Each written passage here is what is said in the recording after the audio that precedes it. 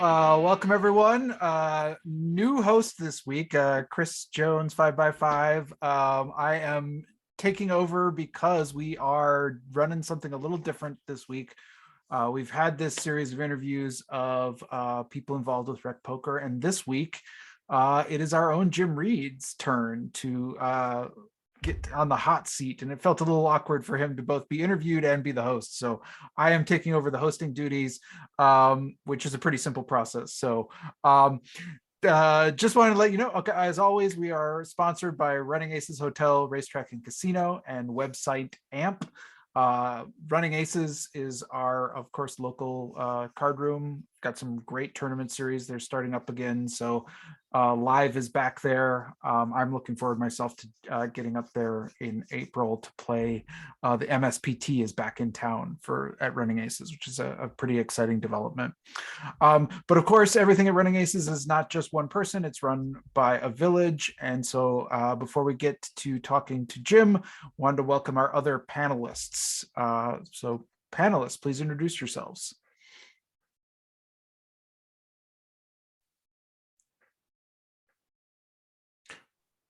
Rob, go ahead. Okay. I'm Rob Washam, and I'm Rabman50 everywhere. I'm Kim Kilroy. I'm Pet Bat 33 in most places. I'm Fergie 56 in our home game. Awesome. And then, of course, I want to welcome Greg Clem, who's been kind of taking over and doing this interview series. We've really enjoyed the interviews with him. I know that we've had some comments from audience members who've really enjoyed them as well. Greg does a great job, and we're lucky to have him put Jim under the spotlight today. So Greg, welcome. Thank you. And I'm going to turn it over to you now.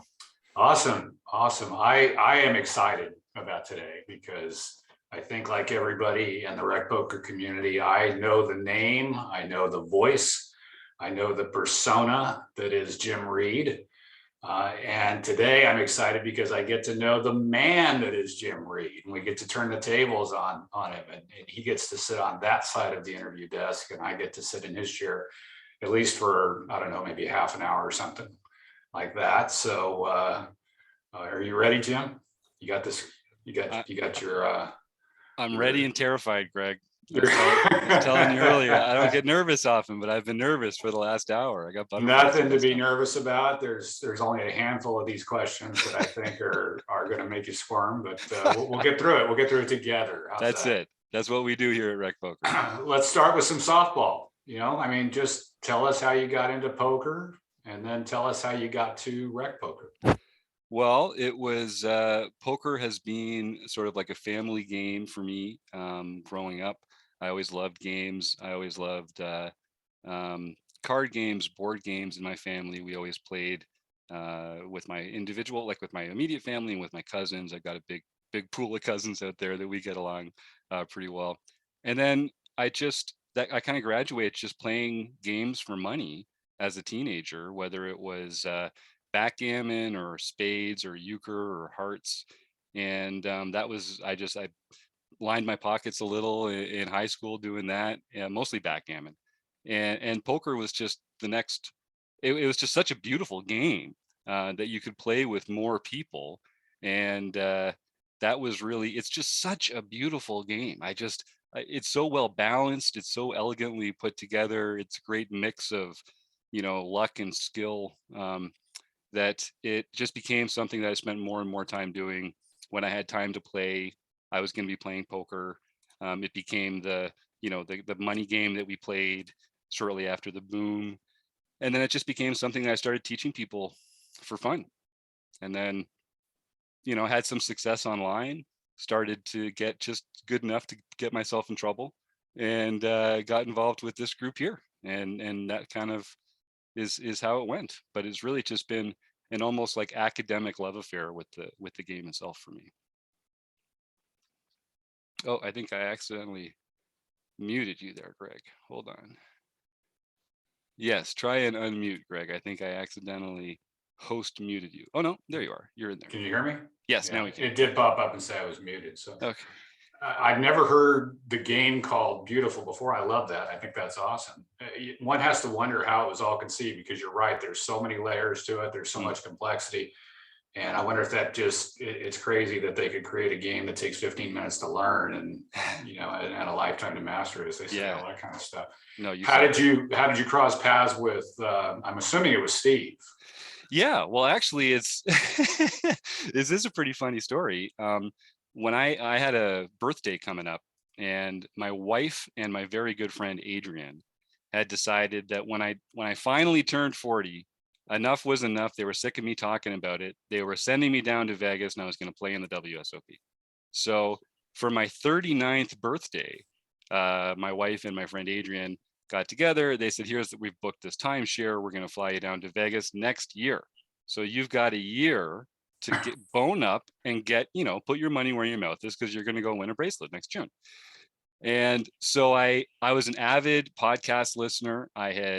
I mostly was a lurker. I studied alone. This is the one thing in my poker career that I regret the most. I didn't just study with other people more often, just because no one in my proximity thought about poker the way I did, which is, I'm understanding, a fairly common trait for poker members. But I just wish I'd reached out earlier. So I thought about joining, Tournament Poker Edge, Learn Pro Poker, a couple other ones that were on my list. But these RecPoker guys had just started this site, and it was $10 a month, and it was like my people. I was like, of all the podcasts that I listen to, this is a group of people that think about poker on the same level that I do, want to get better, have a ton of fun doing it. And so I joined RecPoker as a premium member for $10. I think I was one of the first premium members that you guys took in. And then I just kind of, the only reason Steve and I hit it off was because I would write in every once in a while with some little helpful tips for how he might run the site better, or make the schedule come a little more cleanly to people, or that kind of thing. And honestly, I just we started talking more. I started getting more involved. Chris and Rob probably remember the first study groups that they hosted, that this guy named Poker Jim, that wouldn't turn his camera on, showed up to. We talked about playing wheel aces out of the big blind and that kind of stuff, the very first book study. And I just opened up. RecPoker, I'll tell you, man, RecPoker did a number on me as a person. It turned me into from someone who was very private and, preferred life on his own, to someone who makes myself vulnerable to other people, trusts other people, has great conversations with folks, shares my own private information. If you told Jim from 5 years ago that a lot of people on the internet would have my face and my name, and they'd know what town I lived in, and have my Poker Tracker 4 stats online, I'm getting hives just thinking about that, Jim's reaction to it. But it really did. Steve Fredland and the rest of the gang here, I do feel like they've turned me into a better person by making me a better collaborator, a better citizen, just a better person by sharing more. So I really do appreciate that. Well, if I thought RecPoker was cool before, I think it's world class now. If it's actually transformed somebody's lifestyle. Oh, yeah. That's not hyperbole, Greg. It has transformed my life. No, I hear you, and it's especially fascinating considering how effective you are in your role today as kind of a facilitator and all that sort of thing. You obviously had to have brought those skills to the table, right? That wasn't new. No, I think that's true, and I think a facilitator is really probably the best way to describe me. I've kind of wandered into the role here of playing lead guitar in this rock band that we're in, but that's not my natural role. I'm the rhythm section. I'm the guy that's just laying down the beat. It's real solid, and then the real experts and the artists can come in and perform. They can come in and lay down the solos. So that's it. I have a history of facilitating and for helping people that are creative take their creative exploits and make them more organized or more structured or better in other ways than that. But yeah, I wouldn't have told you this is how this was going to turn out. Now, how long would you consider yourself a lurker? I mean, how long did you stay behind the scenes compared to before you started sending the notes to Steve? Well, I was a pretty so when I'm interviewing people, I tend to talk a lot. now that I'm on the other, I'm going to talk a lot today. So you're going to have to cut me It's your off, day, man. Greg, 'cause It's your you're going to day. ask me like a simple question. I'm going to say, well, it all goes back to when I was a teenager. But I was kind of a happy-go-lucky, outgoing person as a teenager and in my early 20s. And then, life happens. We all have experiences that change the way we think about the world. To make a long story short, I just became a more private person, stopped kind of trusting people as much as I used to. And that became sort of like lurker Jim. I learned by reading books and watching videos on my own, listening to podcasts while I drove. I didn't really post in forums. And even when I joined RecPoker, it was still like listening in on the strategy conversations. And I think it probably took 2 months before, or like we had like a session every week, or maybe Chris and Rob can remember, but it was like we had like a different kind of section every week. And I think it took me like 6 weeks or so before I like slid the little shield off on my laptop camera there. And it was really just because I felt like I was talking to my peers. Like I just felt like these were people that were like me, and that we were coming at things from the same place. And even though our experiences were different and our geography was different, and like even where we were in our poker journey might be different, we were still having the same human experience with poker. And that's something that's really important to me, because I think, especially today, it's too easy to feel isolated from other people and to feel like our experiences make us different. But that's just window dressing, man. Like when I say your first kiss, you know exactly what I'm talking about. And so does Rob and Kim and Stu and Chris and Jim and Dave and Martha here. Everyone knows what their first kiss was like. And even though our first kisses didn't have anything in common with each other, where they were, what year they were, with whom, what we were wearing, we all know each other a little bit when we talk about our first kiss, because they also had all these experiences in common. And I think that is kind of, that's how I think about life and how I think about people, is that we all actually have a lot more in common than than we think we do. That's awesome. And I asked the question in part because I'm pretty sure, in fact, I'm almost certain that there's some lurkers out there in the RecPoker audience. And what I would throw out, based on personal experience as well, that echoes your own, is when I made a conscious decision to get involved, my ROI on my $150 a year skyrocketed. Right. So if you are out there, there's just loads of resources, from Binkley's PL sessions, I'll put in a plug for that, to things. There's a long list. But if you're out there in a lurker, follow in Jim's footsteps and get involved. Yeah, and I would just follow up on that, Greg, and say, again, there is room for you here too. I'm a client. What was that expression from those ads in the 80s? Like, I'm not only the president, but I'm also a client. Hair Club for Men, right? Yeah. And so this is all, people get involved as a community member. They find an area of strength for them. Premium members step forward all the time and become a bigger piece of what we're doing here, whether it's joining the wrecking crew or like yourself, Greg, contributing an area of strength of your own. And what's great about RecPoker is we all love poker, but we've all become good at other things in our lives that have made us successful. And poker is just where we come to share our love for poker. So everyone's good at something. Everyone can bring some skill, some great strength to RecPoker to make it great. And there's room for you here. Trust me. Awesome. So let's take a different spin. Poker aside, but I think we'll reconnect to it here in a second. I know, because we've talked off the air, that you've got a background in philosophy. I think you might even have some formal education in that space around stoicism and the like. Speak to that and how it fits in your life, and then also speak to how it fits with poker or vice versa. Yeah, so I've got a BA, a Bachelor of Arts. I went to school out in Halifax, and I studied philosophy among some other social sciences for 5 years in the 2000s. And it was in a lot of ways, the best decision I could have made, because of the tools it gave me as a person in my life, to think about what's important, to think about what it means for something to be true, to think about how to treat other people, to a lot of the things that I think have helped me to understand life and enjoy life. I learned through philosophy. But I spent 5 years getting my BA. And then as soon as I was done, I was like, well, I guess I'll start a home renovation company, which is what I did. Yeah. And, you know, It makes sense. It makes yeah, sense. natural Yeah. extension of your That's BA. right, yeah. So it definitely, it prepared me well for life. And I think, you know, other people that don't need to worry so much about like having a vocation available to them immediately when they get out of school or something. It's definitely something that's going to make you a better person. It's going to make you understand life better, understand other people better. Now, I think you also said though that it made you a better poker player, or at least it absolutely applies to your poker game. How talk to that? Yeah. So stoicism in particular is mostly just sort of being resilient to circumstances.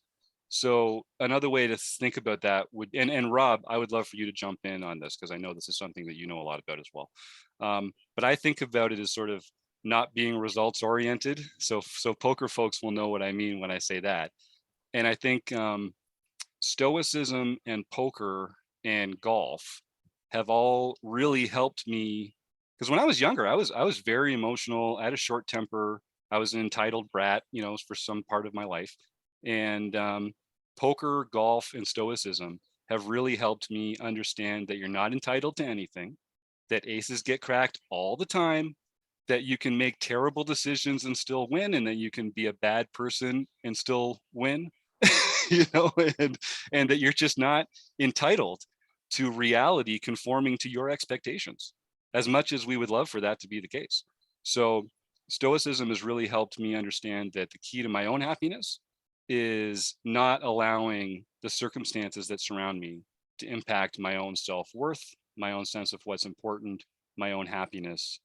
To be rude about it, it's that shit is going to happen and you can't control that. But what you can control is how you respond to that. And I see that in poker a lot, whether it's in our home games, you know, every once in a while I have to write someone an email and say, hey, you kind of lost your temper in the chat and said something inappropriate to some people at the table. And I always tell them, listen, like we're all going to get upset. People get upset all the time. We can't control that. But what we can control is the actions that we take and how we let that affect other people. And that's a stoic response right there. Awesome. So no tilt in your life these days. Right. But and That's it's true in every part of your life, you know, your awesome. approach to tilt is up to you. Awesome. And who would have known that the generic term for stoicism is shit happens? You can almost see a t-shirt on the way, right? Yeah, excuse my awesome. French on that front. That's okay. I think we've all been there before. So you got a new role here at RecPoker. You're now at the helm, and you're lucky because you inherited a really strong team behind you. You said it, man. What do you and the wrecking crew have in store for RecPoker in the next 12 months? Well, I mean, how long you got, buddy? Definitely, I think we're going to be expanding into the live now that, you know, I mean, who knows what, are we in a pandemic? Is it an endemic situation, or is this just going to be like this forever? I don't know. But I think more live poker is going to be happening. And insofar as that is true, we are going to be there. So I think seeing more RecPoker road trips, more live events, maybe partnering with some learning partners to do some teaching stuff like that. That's going to be big. Chris Jones over here has been working on a way of sort of restructuring how we present our information to premium members and how we structure the website. So I'm excited for that. And mostly the thing I'm most excited for is this ensemble act that we have going into this year, because you hit it, Greg. It's the wrecking crew that makes RecPoker special. Having all these members who have really bought in, like it feels more like a co-op really than anything, because we all contribute you know, a few bucks a month, many hours of time, and you know, we emotional capital, we put ourselves into this, and I think everybody gets a lot of pleasure, validation, feelings of internal, you know, like I know that we're making people's poker lives better in a variety of ways through engaging with RecPoker, but it's all these wrecking crew members having their own areas, their own natural passion and energy, So it's hard to say what I'm excited about, because I'm excited about kind of, like I say, just making sure that the calendar events function properly, and that the forums have the right, that we don't have errors on the website, and that the calendar works. And then just, me personally, just getting to talk about poker as much as freaking possible. Awesome. Yeah. I noticed you're the points leader for Player of the Year. No, that cannot be. I think so. Is it Really? that right? Oh man, I won Anybody last know? month, so I it's I too think early at in the least for year. right. Yeah, I think at least for right now. The other thing I noticed though is the last guy that ran RecPoker was Player of the Year. Is this just coincidence, or do we need to be talking about some kind of an investigation? Yeah, that's right. Let's get the feds in here. Some kind of an audit or something like that. Is Somsky on the take? I mean, what's going on here? Can you stack the deck at Steve couldn't have fixed it any better. In his last month, he won the Player of the Year and the championship. He got 2 silver pins in December, and then he was like, well, I'm never gonna get to top that, so peace. And that was the end of Steve Fredlin. But so yeah, I don't think I'm going to be able to maintain that mantle, but I'm definitely going to try and stay up at the top of the charts. I want that silver pin come December. You want it bad. I want it really bad. Like I'm actually worried. I'm kind of worried about how excited I get about the pins now. Like, what does this mean for me in the rest of my life? Because I am like, it's all downhill from here, man. If you score that pin, it's a fast descent. So you might as well start getting your stoicism wrapped around that idea. Exactly. So. Well, it's like that. What is it? That Serenity Prayer, right? Grant me the serenity to accept the things I cannot change, the courage to change the things I can, and the wisdom to know the difference. That's what it's all about. A little more of a serious question. All right. So, one of the things that I really was going to ask you to a degree was, does this guy ever have a bad day? Because I mean, he has enthusiasm to spare. He's just always so positive, and to the point that it's somewhat contagious in a way. And I think that's awesome, especially for a facilitator. But I know from talking to you off the air that you've definitely had some success in your life, but you've also had some pretty low points that you've had to deal with to kind of balance that out. Can you speak to that? Because I think it would give people a sense for who Jim Reid is and how he got to where he is today. Sure. I guess there's 2 things I want to say to that, Greg. So the first thing is, when I was a kid, like, I don't know, 9 or 10 or something like that, I lived at the end of the bus loop, the end of the bus route to my high school or to my elementary school or wherever it was. And one day, I don't remember what made me so happy, but as I was stepping up onto the bus, I just broke out in this big smile. I think I was thinking about like baseball cards or something like that. And the bus driver was just looking at me when it happened, and then he started smiling. And then the person behind me, they started smiling. And I had this moment as a kid where I was like, these are contagious. Like, you can actually brighten someone's day just by smiling. And I also found that I was happier when I was smiling. It actually made me feel better. So it's not like I intentionally decided just to smile a lot from then on, but I did just realize that I was happier when I smiled, and when I was feeling good, it made me feel good, and it made other people feel good. And then the more I kind of learned about myself and about philosophy and about my own happiness, the better I got at just being happy with what was in front of me.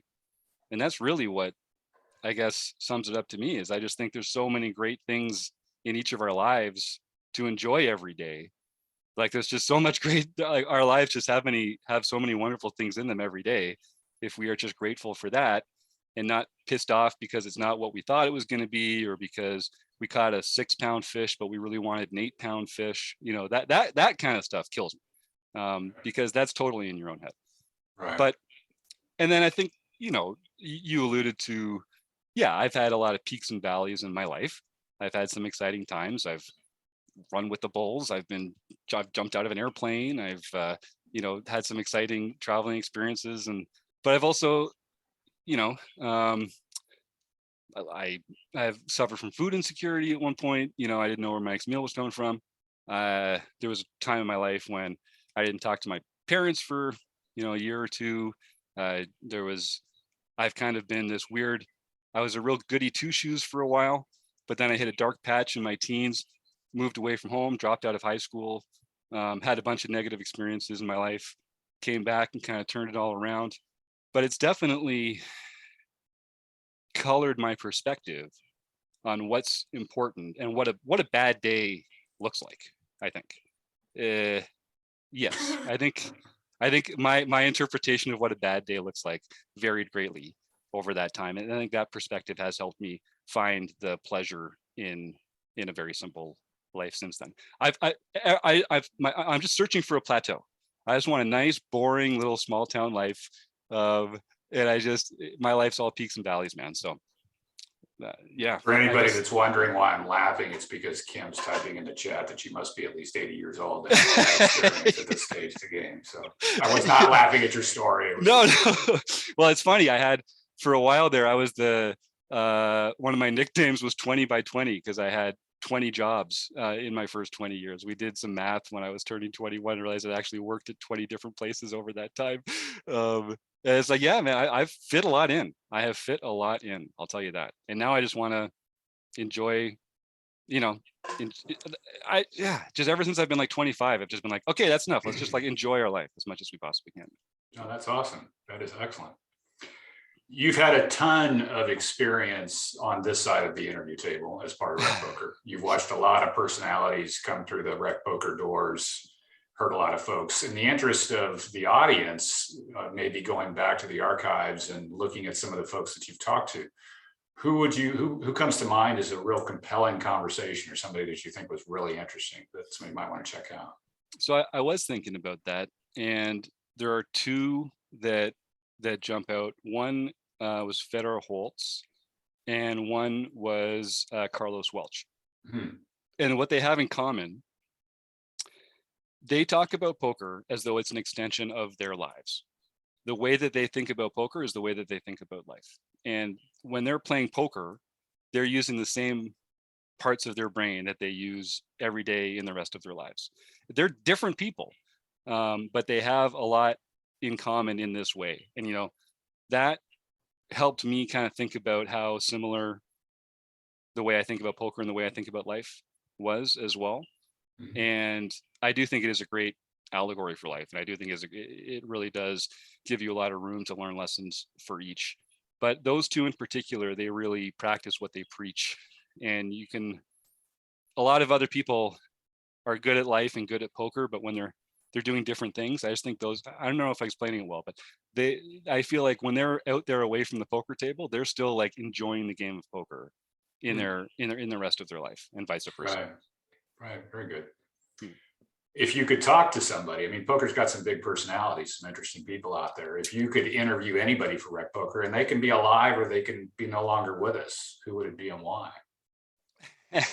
I think I grew up being a big reader. I would read all the time. And I had this little phase where I was really into Westerns and sort of that part of American history.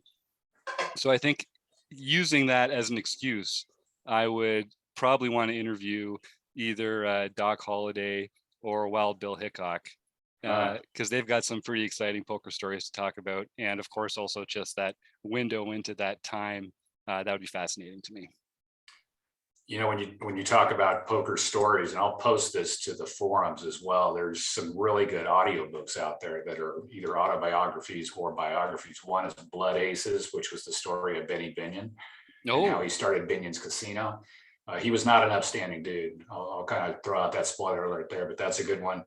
Mike Sexton's book, Life's a Gamble, that's a really good one. He talks about poker through his eyes and his experiences, and he's a great storyteller anyway. And the last one is The Rise and Fall of Stewie the Kid Unger, who some people think was probably the most gifted poker player of all time, because he was kind of off the spectrum in terms of his mental capacity and his ability to process information. It's a sad story, though, because I almost wonder if being so far off the spectrum was why he couldn't cope off the felt, and his life was kind of a mess. But he won 2 back-to-back bracelets, and I'll post those links out on the forum, but worth a listen. You can get them on Audible or something like that. how did a guy in Ontario, Canada become a Steelers fan, and what can we do to fix that? Great question.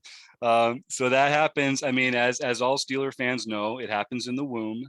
There's not a choice that you get to make. It's just one of those things, you know, God chooses. God chose us. No, seriously, my dad, my grandfather was a Colts fan, a Baltimore Colts fan. And so when my dad was growing up, he also enjoyed the Colts. And the short version of the story is he didn't really appreciate how they treated Johnny Unitas, and he decided it was time to pick a new team. He'd always been a big fan of the Penn State Nittany Lions, and that was like a farm team for Steelers linebackers to come in the 60s and 70s. So he made a really wise choice to start rooting for the Steelers in, I think, 69 or 70 or something like that. He really snuck in there. Like, he really timed that particularly well. And then when I came along, the 70s greatness had kind of passed, but it was still a Sunday tradition. I watched basically every Pittsburgh Steelers game that's been televised since I was born, most of them with my dad. And, you know, back then they weren't all televised. You'd have to like get the newspaper the next day and find out who actually won, or if you wanted to get any interesting stats or anything like that. Yeah, go Colts, says Jim Gibson. Yeah, that's right. You know what's up. And that was it. And I enjoyed them through some stinky years, folks, just in case anybody's wondering. You know, those 80s and 90s teams were not exactly the cream of the crop in every year, but and I'm one of those not perfectly well-adjusted people, Greg. So I can't like just be like a light touch fan with things. I kind of get right up. You're all in. Yeah. You're all in, is what you're Yeah. saying. So I'm like, okay, so I have to be able to like name every person on the roster and their number, and like I get invested in this kind of stuff. Wow, no fair weather fans in this No, room. no, exactly. You're there through the thick and the thin and everything in between. I mean, I basically got my next tattoo is either going to be the Steelers logo or the RecPoker logo. So I'm just saying, I don't know if we're going to do another contest for that. That might take a little longer, but that is on the table. Yeah, it could. I did not write this next question, Jim. Uh-oh. And I'm not sure I completely understand it, but I think you will. So I'm just going to read it. Okay. And then you can go with that. I understand you have a flirtation with running for town crier. Can you tell us what that's all about? Yes, so town crier is an official position in some small towns in Canada, and you literally you unroll the scroll and you do the old hear ye, I bring this ceremony to begin, whatever the spiel is. But in Coburg, they had this guy. He had been the town crier for like 50 years or something like that. And he was a really beloved member of the community because every time they cut a ribbon, there he is, like he's there doing this for every town meetings, fairs. And so he passed a few years ago. And my wife said, oh, well, you should do it. Like, you should put your name in. I was like, oh, we just moved here. It doesn't feel right. And then the more I thought about it, I was like, I would love to be the town crier, man. Like that would actually be such a fun thing to do. I'm going to go put my name in the ring. I'm going to go see like what it takes. I can talk loudly, right? So I went after like a week of humming and hawing, and they had just closed the freaking call for applications like the previous Friday. I missed my window. I slept through it.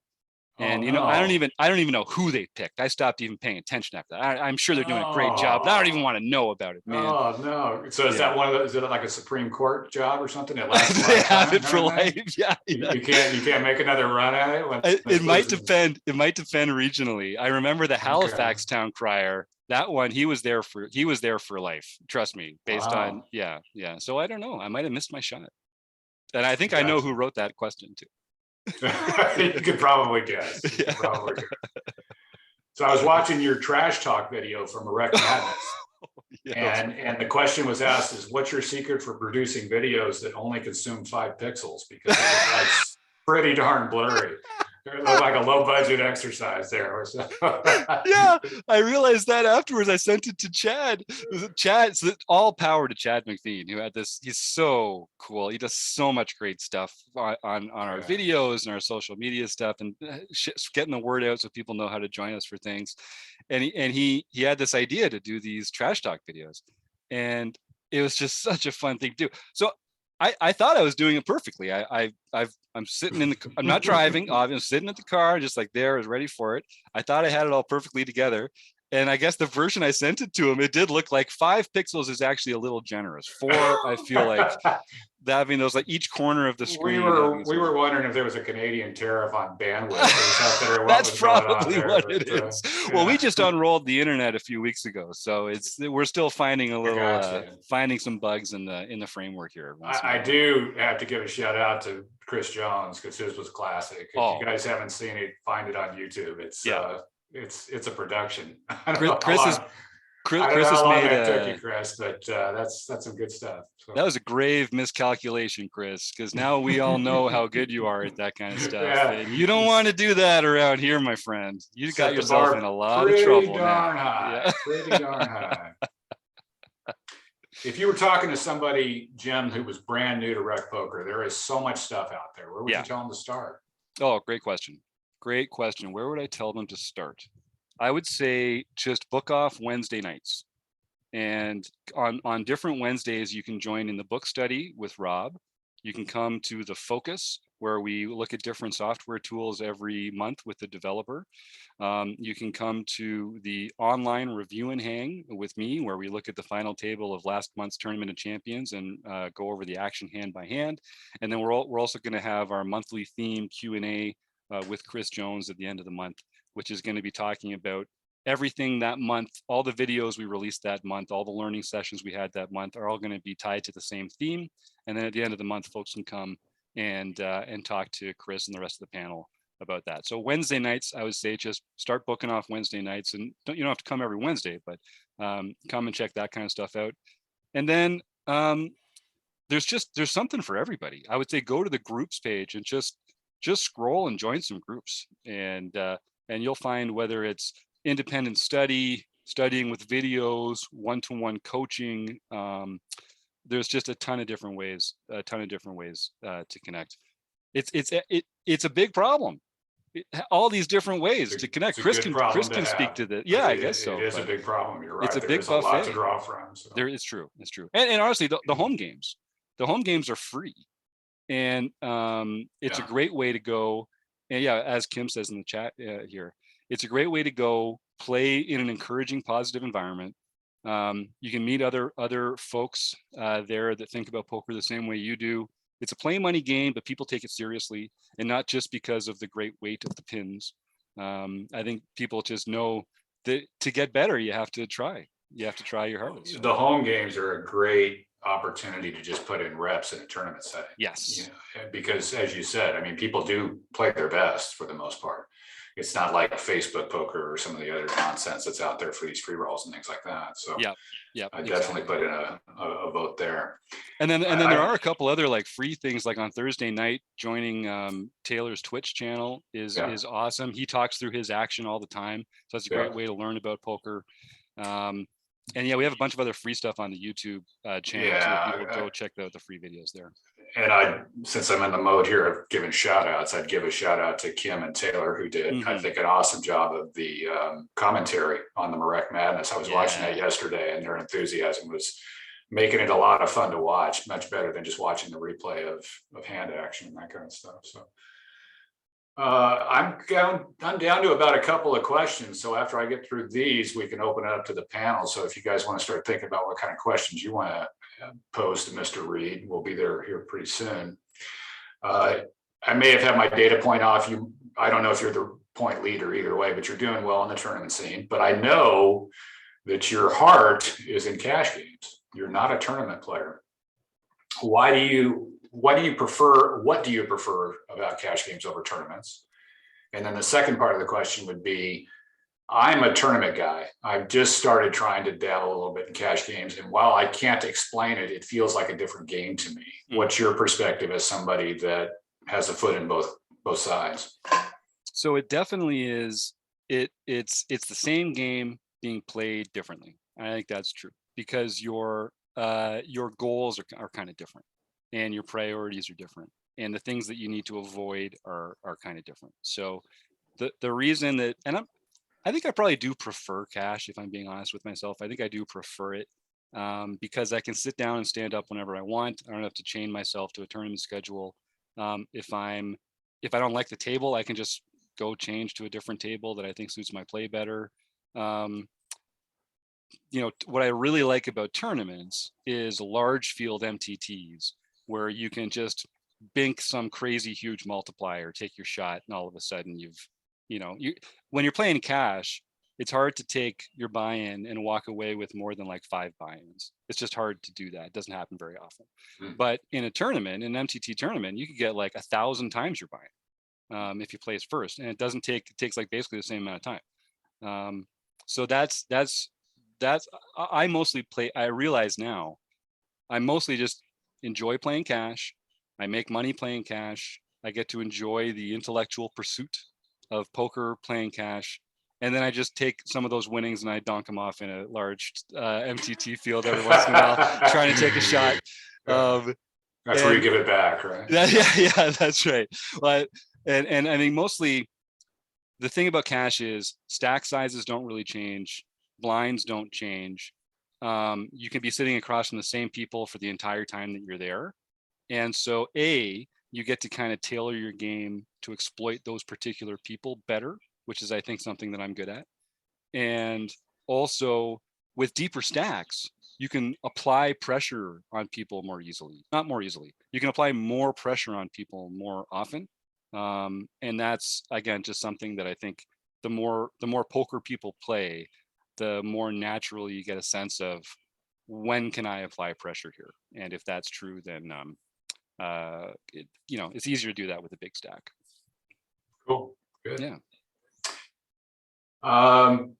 I know you have a passion for helping others to improve their game. I think that comes through. And I have, to date anyway, always ended these interviews, at least my portion of the questions, with the same question around the 80-20 rule and that sort of thing. But I know from talking to you offline that you have recognized, and I've heard this before as well, that you can study something and understand it, but you can truly internalize it when you teach someone else. And I know you do personal coaching and that thing, but you're obviously involved in a teaching mode when you're facilitating a lot of these conversations and that sort of thing. When you look at your own game, and you've told me you feel like your game has become stronger through this teaching capacity, what elements of your game do you think have benefited the most? And then if you related that to the idea that said somebody could study, all day, every day, and that's just not realistic, what are the 20% of the things that they could look at that you think could be 80% of the ROI? So, great question, Greg. And I was looking at my graph a little while ago in Poker Tracker, and to the month when I started creating some of the training content here at RecPoker, my line starts going up a little more sharply than it did before. And so this isn't just, it's anecdotal, but it's not unscientific. I think passive learning is great and you retain some knowledge, but it's a function of our brains that when we need to think about a concept in such a way that we're putting it into our own words, we actually need to kind of know that concept backwards and forwards a little more in order to explain it to somebody else. So I think something just from like a brain chemistry point of view, just the way that our brains work, when you have to actually put something into your own words, that makes you learn it better. So that is definitely true. And then on the other side of it, I think the stuff that's made the biggest difference for me as a teacher and not as a learner is the accountability of needing to really have something figured out. And so I'm talking about the non-sexy, boring part of poker study, like math. So 100% when I'm studying and I'm thinking about, learning about equity and odds and figuring out a lot of the formulas that you have to know sort of in the back of your mind. When I'm learning about it, I'm like, oh yeah, I get that. And then I move on. But I don't really get it. And I don't really want to put the time in to like actually understand it backwards and forwards. But if I'm gonna, like, I do these study groups on Saturdays for Learn Pro Poker members, and you better believe if I'm gonna try and explain something that Ryan LaPlante is putting up some mathematical proof for on one of his slides, then yeah, I'm gonna do the math. And having to just hold myself to that rigorous standard of even just doing the work myself, that accountability, I think, just makes it easier to learn, makes the learning more effective, I guess is what I'm trying to say, for sure. So it's the not sexy part of it, Greg, unfortunately, is the 20%. It's like the real boring fundamental stuff. It's the nose to the grindstone. Yeah, It's working through the math, as you say, and some of the technicalities of it all, that sort of thing. And it's teach a man to fish, not give a man a fish, because easy answers are great, and we talk about this, Chris and Rob and Kim and I, all the time on the show, about how you can like tell someone the answer to something, but if they can't think about why that's the case or get there on their own, then you're just giving them a fish, and they're just gonna be back tomorrow for another fish. Right. So really, it's about thinking about poker, thinking about what are the factors that we should be considering, and that takes someone to help you with that too. Yeah. That's awesome. I don't know if I answered your question or not, Greg. You did answer my question. No, you absolutely did answer my question. I'd like to open it up to everybody else. I mean, we've got folks I know out there listening in from the podcast. Kim's got her hand up. Go for it, Kim. I had two questions for Jim. I think the first one was one of Greg's final questions. I had mine written down, and it went back to when you were saying how much you enjoyed your life now as sort of quiet in the small town, not so many peaks and valleys. And for me, I think that tournament poker is a huge roller coaster of peaks and valleys and excitement. That's why I'm drawn to tournaments. And I think you've already answered the question, because you are more of a cash game player and like that sort of line that doesn't really go up and down much, just sort of, Yes. Yeah. maybe a slow climb, but it's just a slow climb. Do you think that is partly why, because your personality and what you want out of life now is more sort of, or do you miss the roller coaster and the thrill of those highs and lows of tournament poker? I mean, so I'm going to give a classic poker answer and say it kind of depends. It sort of depends a little, because I'm a little bit lucky, because I'm lucky in a lot of ways, but in this particular way, I'm lucky because the first day I bought Poker Tracker, the very first tournament I entered was the Big 22 on PokerStars. It was a Carnival edition, so it was like the biggest Big 22 they ever had, and I won it. And I am never going to win that much money ever again in my life playing poker. So there's no like the thrill of the MTT win. I sort of feel like I've already shot my shot on that, and like it would kind of be irresponsible for me to expect to ever enter a tournament with that many players again and win it. So how much did you win, Jim? A little over $35,000 off a $22 entry. And it had like 15,000 runners in it or something like that. Oh my gosh. How long did the tournament take? It was like 12 hours or something. It was less time than you thought, than you'd think. And so, but I've never played bigger stakes. Like I've always kept my, that didn't become my bankroll. Let me put it that way. And so the thrill of like, it's not, I don't hear that siren call as strongly as I used to, I guess. So it's easier for me to not care as much about that, I think. All right. My second question is something that I had wondered about for a long time. And I'm sure there's a lot of Jim Reid fans out there and people that watch you and have no idea what you look like under that hat.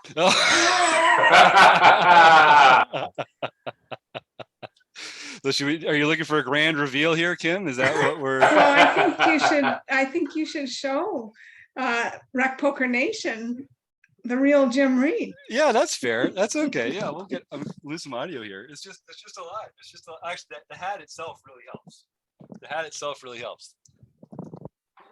The real problem is, and my wife and anyone who knows me can attest to this. In fact, Martha, who's here in the chat, can attest to this as well.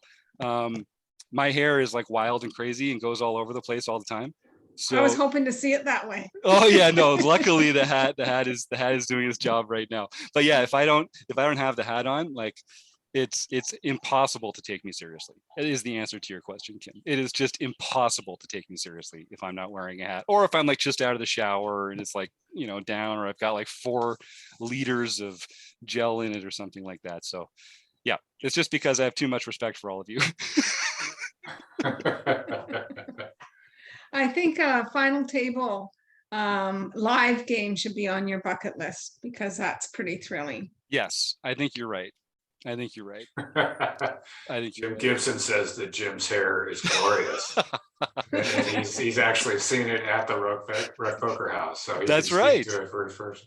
Yes, exactly. Anyone who was down at the RecPoker house will know exactly what I'm talking about. You should be proud. Glorious is a cool adjective for your hair. Yeah, use it while I've got it, man. Absolutely. Thanks met for that, Jim. You're doing an awesome job. Everybody loves your demeanor and everything that the whole vibe you put off. Oh, It makes thanks, everyone guys. smile. Thanks. Absolutely. That's extremely kind of you. Thank you. Who else has a question? I have a Rob, you look like question. you got a question. I knew it. I Go, could Rob. see it. Yep. Why Grolsch? Ah, yes. Another family tradition. So when I was a kid, we have this family cottage up near Kingston, and it was my uncles all drank Grolsch, and back then all we had were those glass swing top bottles with the ceramic lids. And so it just became this thing that was like, the family's having a fun time. I'm enjoying this experience. There's these cool green bottles with the cool little lids on them. And so it just became, and then it became the beer that you steal from your uncles when you get slightly older and drink with your friends. And so I've always kind of had this pleasant association with it. And I just think it's an excellent beer. It's pretty cheap in Canada compared to other brands out there. And I am a bit of a life nit. The Carlos Welch and I have that in common. So it's a match made in heaven. So come at me, Grolsch. I'm looking, come on, we got to get this Grolsch sponsorship. Let's do this, come on. Now, is there a Grolsch distributor or a brewery somewhere in Canada, or is this all coming from the Netherlands? I believe it's all coming direct from the Netherlands, although it wouldn't surprise me if they had some sort of like Labatt. Yeah. Oh, hold on, I'm Molson or checking. something. No, the Netherlands. I think this comes, they ship this baby overseas. Wow. Quality beer from a quality establishment. That's why I like Grolsch. That's the clip we send them right They're there. listening in right now. You can only hope. Well, Jim, I had a question because you mentioned kind of coming to poker through a variety of other games. In fact, you mentioned that you made money playing backgammon. I'm curious, has poker kind of taken over your sort of gaming life, or do you still play bridge and euchre and backgammon, and are you still like a multi game player at this point? I mean, I absolutely still love all those games. I love finding new games. It's been hard playing games over the last couple of years with people, obviously. My wife and I recently opened Settlers of Catan for the first time, and we've been playing like a 2-player variant of that. But yeah, it was mostly poker. Yeah, I'm trying, and like the friends that I was friends with in high school, I'm still close with a lot of that group. And so we still play backgammon all the time. And backgammon was kind of like that one. When I started my first home renovation company, it was called Boxcars Unlimited. And the logo was the 2 6s rolled on the dice with the Boxcars frets. And I just think that's like you got to have fun when you come to this kind of stuff. And when I started this company, Very Picky Incorporated, which is the company that I work with in Canada, I made sure that the colors were black and yellow for my Steelers, and that the initials were VPI. for poker. So it's just it's like games are a big part of my life. They always have been. Yeah. Love it. Yeah. And that was maybe in some ways like the most fun I've ever had in my life. Skipping off class in high school and going over to Tea Masters Cafe and just putting a little something in my pocket, playing backgammon and euchre and hearts and spades. Those were good times. If anybody listening in has a question, you can type it in the chat and we'll relay it. Yeah, I'm trying to think if there's anything else that I wanted to seize the spotlight, but you've teased everything good out of me, guys. One of my favorite questions is are there any questions you wish you would have been asked? Yeah, that's right. Let me see. Hard to say. No, I don't think so. All right. I'm a very private person, Chris. Yeah, I know. Well, I mean, I think we all sort of echo what Kim says. You bring so much to RecPoker. We're also grateful for all the work that you do. It's kind of really nice to have an episode where we can just kind of listen to you and get to know you a little bit better. But thank you for all you do for RecPoker. Oh, thanks, Chris. I appreciate that, and it's you guys, everyone on the panel does a lot of work here, so I'm kind of the one that they're putting at the front of the queue, but it's really, I just make the calendar go properly. That's what I think is my job basically here. We got one question from Jim Gibson. How many tattoos do I have? I have 3 tattoos at various points of my life. One is in Latin and the other 2 are in Greek, if you want to know what kind of nerd I am. Do you regret any of those now? Because you said at various points in your life, I mean, there's obviously things you did as a younger man that you may regret today. Yeah, I think I don't regret any of them. There's one that I would have maybe just done like slightly differently as I learned more about myself and the world. But I'm glad that I did them, and they mean exactly what I want them to mean to me. So good question though. Anybody else? We did it. We exhausted them. Great. Well, I think that might be a wrap. Great job, Jim. I think I know I've had fun getting to know you, getting to know the man under the cap. So. Under the cap, yes. Yeah. So that's great. Well, yeah, thanks. And thank you, Greg, for stepping in and taking on this mantle. Greg's working his way through the core team. Rob Washam, I think you're next one of these days. We're going to be putting our sights on you, buddy. For all of Rob's secrets. Yeah, exactly. Exactly. Something tells me Rob's got some good stories. Yeah, I had a chance to drink a couple of beers with Rob down in Vegas, and I want to hear some more details about some of those stories. I'm not the only person who's had a long, colorful life bringing them through. He's just got more practice with it than I do. Yeah, and then I guess we'll do home game results and get into all the usual community stuff. And I just want to thank everyone and the listeners for giving us that last hour of listening to me yammering on. I appreciate that, and I just can't stress enough how much I appreciate what RecPoker has meant to me, Steve Fredland himself, and just the other people that I've met. Like, these are real friends of mine that I've met through this group, and I feel quite privileged to be as involved as I am with this group. So really, thank you again. So good. That's a wrap. Right, well, I will. I'll transition us over to the home game results. No John Somsky tonight. So, right. Am I doing this? Sure, if you like. I sure can. I always make it. fun of John, and now I'm going to be doing it. So I'm sure I'll mess it up about 6 or 7 times. But okay, so we've got the home game winners for the last week. We had our No Limit Hold'em Championship Series on Wednesday, March 2nd, and our winner there was Ziva 5735. So congratulations to them. They have a private identifier, but that was their first victory ever, and they took a big one out of that. And then in terms of the nightly events, on February 28th, we had Hawsey 08 win, which was their second daily victory and their 6th lifetime, or second of the year and their 6th lifetime. On March 1st, we had Jay Mayusa which is not a name I'm recognizing, but I see that they have three wins. So it Yeah, must they're the be one. a newer player or something, They because that's they've not a. driven the furthest to be here tonight. I think they're playing from Japan, if memory Japan. serves. They're on a Oh, tear. really? They're on a tear. Really? Yeah. Wow. Wow. Yeah. He That's, beat me heads that's up twice. Oh, Really? Stu. Oh no.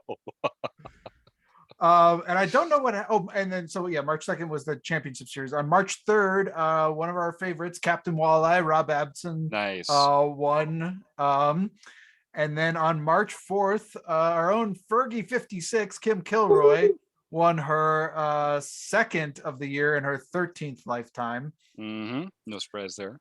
And then on March 5th, to close out the week of the nightly events, we had Chelada, which was Oh, Ben. Ben. Yeah, nice. Congrats, winning, Ben. their first daily of the year and their second nightly lifetime. And then for the mixed series, we had poker. I can't remember what was the mixed series this last one. Does anyone remember? I couldn't play in it this what month. the game was? I couldn't play either. So I think it was It was Tottenham in PLO. Omaha. okay, Tottenham in Omaha. PLO. Hello. So Poker Karma 96, Kim Lepa won that Nice. for her first daily mixed ever. So congrats to Kim. And then the two international events we had on the morning event or the early event with on March 5th was KJ Suited 8-7, Gerald Kramer won their first daily international and first lifetime. And then the later one was Micmac 1024, Virginia Neely.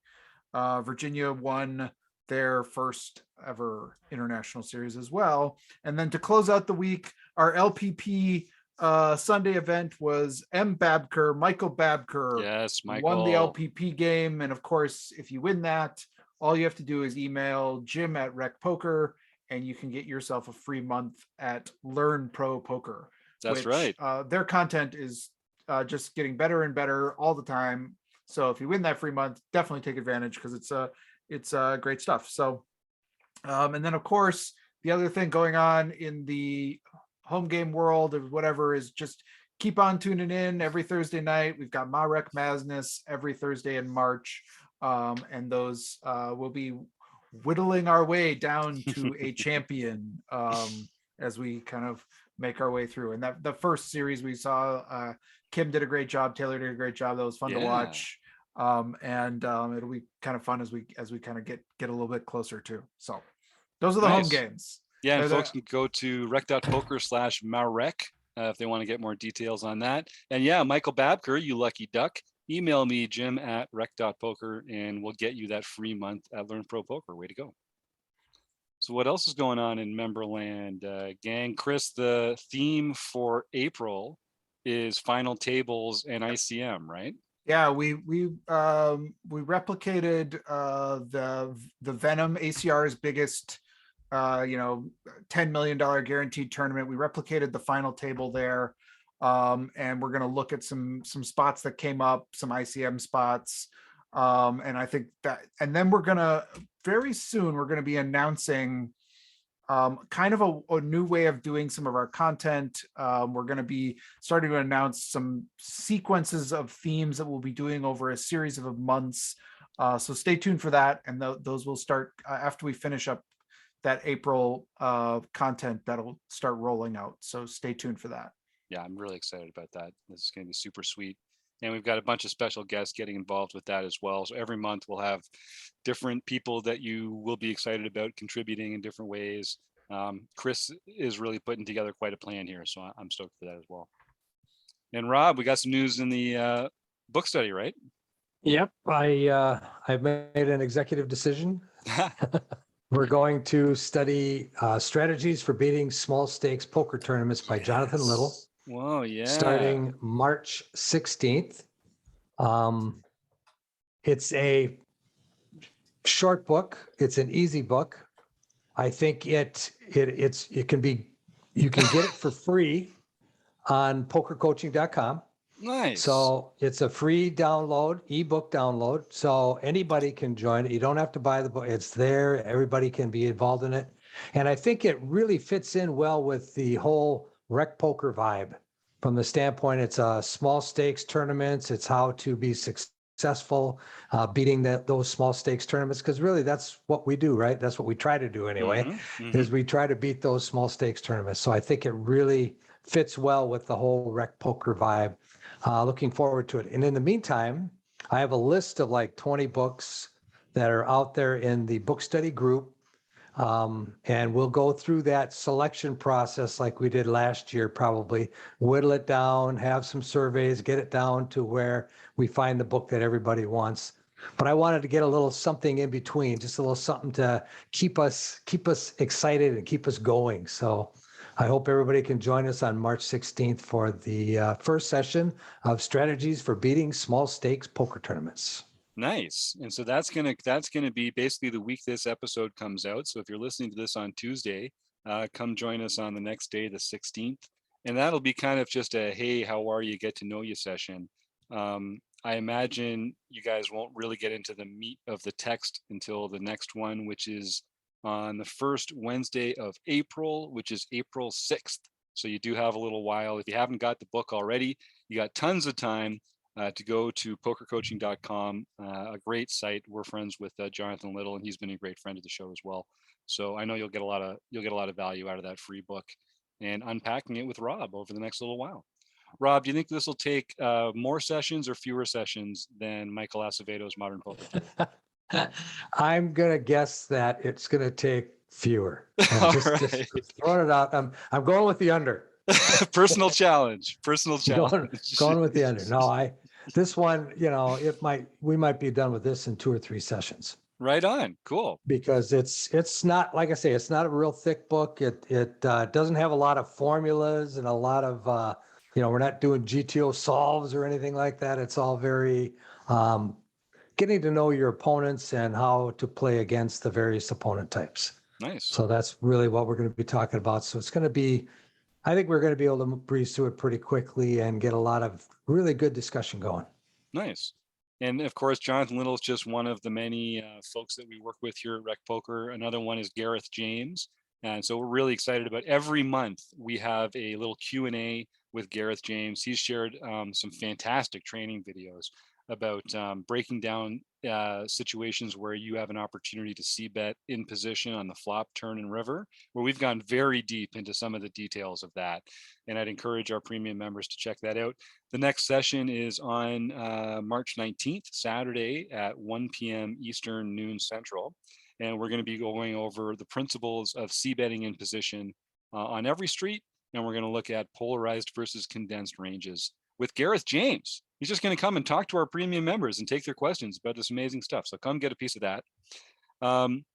If you are listening to this, the week that it comes out, you've got until Friday the 18th to go to unshuffled.io and enter their free challenge. They're doing a no limit hold'em challenge. It's the Rec Poker Challenge.